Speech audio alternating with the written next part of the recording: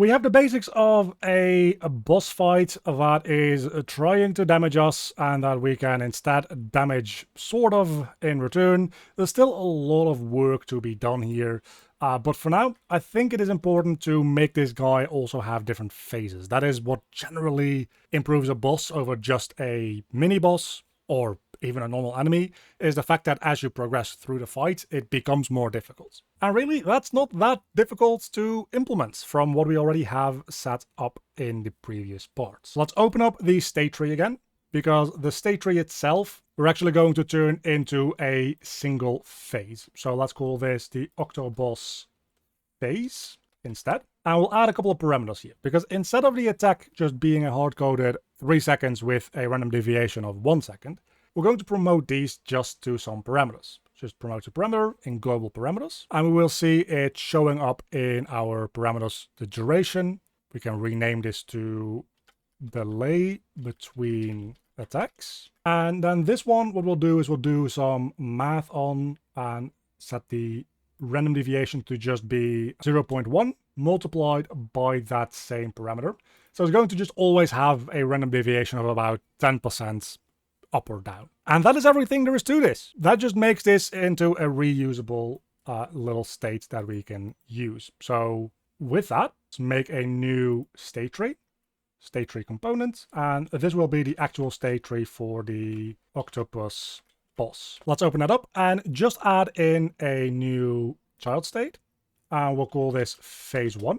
And instead of adding in code directly to the tasks for this, we're going to change this from type state to a linked asset, and the linked asset is going to be our boss phase. Now we can see the parameter values that that asset has, and I just noticed that I made 2 parameters for it.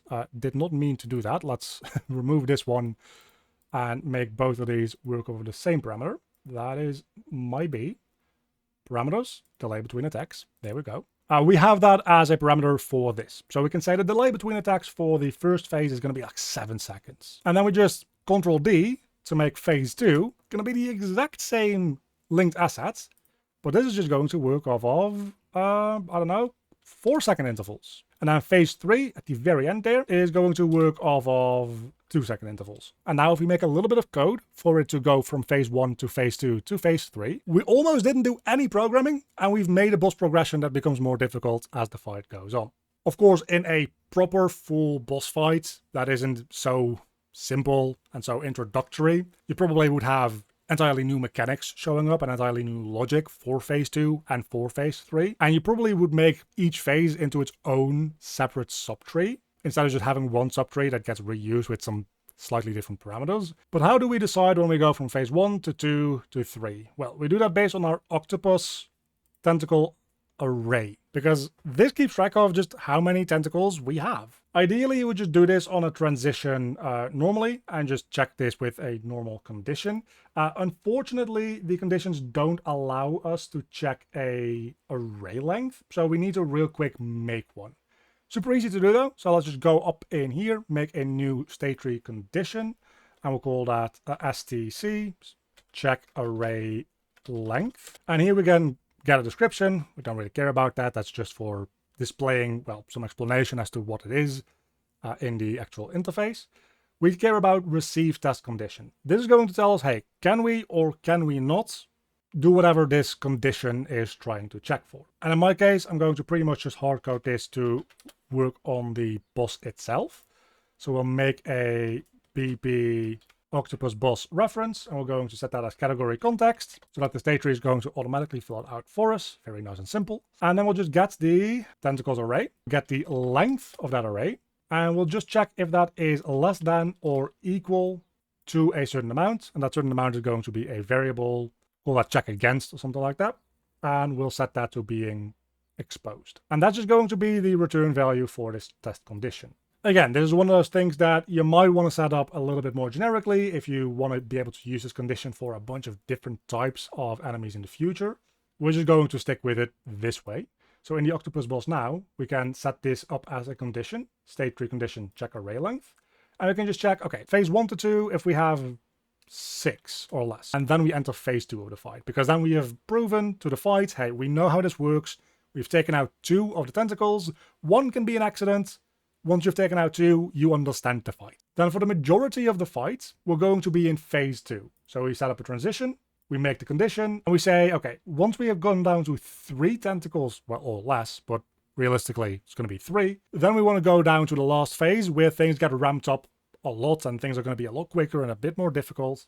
And that is how we decide to move from phase to phase. But these are just the condition checks. These aren't actually driving when these things get checked, because these are just on state completed. But these states never complete. This subtree that we're working with is a loop. It's never going to complete the tree as a whole. So these states are never going to get completed. These conditions, these triggers are never going to run. Instead, these are going to run on an event basis. We can send through events, and the required event can have a tag. And as long as we send in an event to these state trees with the same tag that we're looking at for here, that is going to be the thing that is going to trigger checking this condition. And if the condition is true, then we transition to, well, in this case, from phase 1 to 2, and then from phase 2 to 3.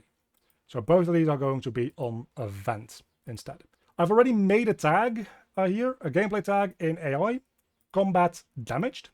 So whenever we get an event with this specific tag, it's going to try to do this transition, and it only will be allowed to do it if the condition here is met. So we'll do that in phase 2 as well. The tag is going to be AI combat damage. Taking a real quick break here to say, if you're enjoying this or finding this helpful, a way that is entirely free for you to support me, if you don't want to sign up for the Patreon, is to go down below in the description to my Steam page for my own game and add it to your wishlist. Only takes a couple of seconds to do, but it actually does massively help me out and support me making my game and the content that comes along with it. We already have something set up to respond to a tentacle getting damaged and getting killed, and that is simply in the octopus boss. On begin play, we're getting all of the tentacles, keeping track of them in this array, and then we're binding to every individual tentacle when they are destroyed to remove them from that array. That's already something that we're doing to make sure that we're never trying to access a tentacle that no longer exists. But at that point, whenever we remove a tentacle, that is a damage event. And in response to that, we want to get in our state tree, as I did just now, and we can just send an event to that state tree. If we right click on this pin, we can split it. You can see we can give it an event tag, and we just tell it, hey, we just had the AI in combat damaged.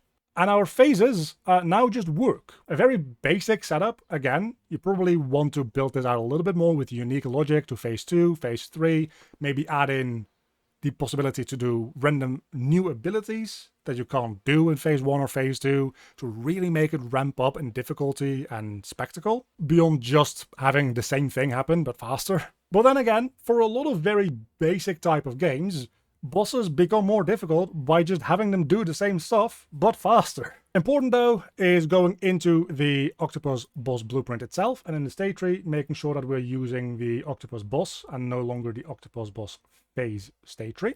And once we have done that, we will see that we start off with a relatively slow setup here. As we can see there, it started off a little slow. It does 1 attack, and then it takes a good little while before the next attack happens. And because I have these spaced out about 7 seconds, I'm essentially just getting attacked by 1 tentacle at a time. But when I've taken out a couple of tentacles, which we're going to see here in a moment, when the next one pops down, I've now taken out 2 tentacles. So it's going to start in with phase 2. And things are going to be a little faster. You can see it's now doing the next attack before the previous one has quite finished going away.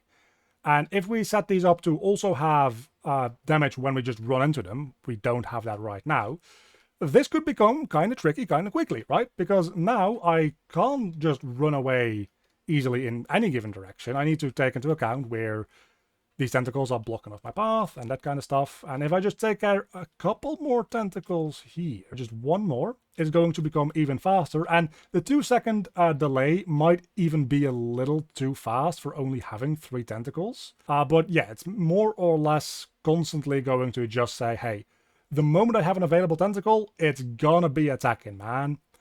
And that is going to be the, well, difficult part of the boss fight.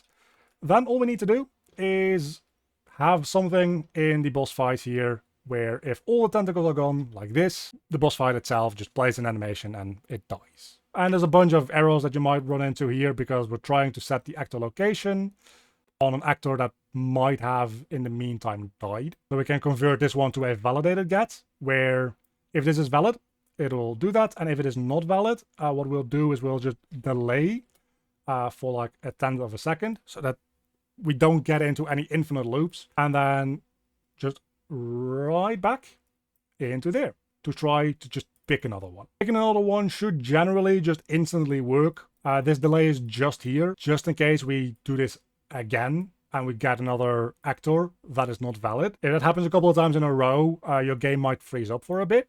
In realistic terms, that's never going to happen, but just adding in a little extra delay forces that to be spaced out and not all be done within one frame. And that should take care of pretty much all of these errors. And this boss fight is starting to be like a proper boss fight now. So let's just real double quick go back into the attack montage that we have made before, because I do want to, I think, it's actually in the animation itself, I just add in a second notify track and stack these two on top of each other so that the hurt box keeps existing for a good while longer. And that way, if we run into these, it also ends up hurting us. The only thing that we need to take into account is if we jump onto these, we don't want that to obviously end up hurting the player.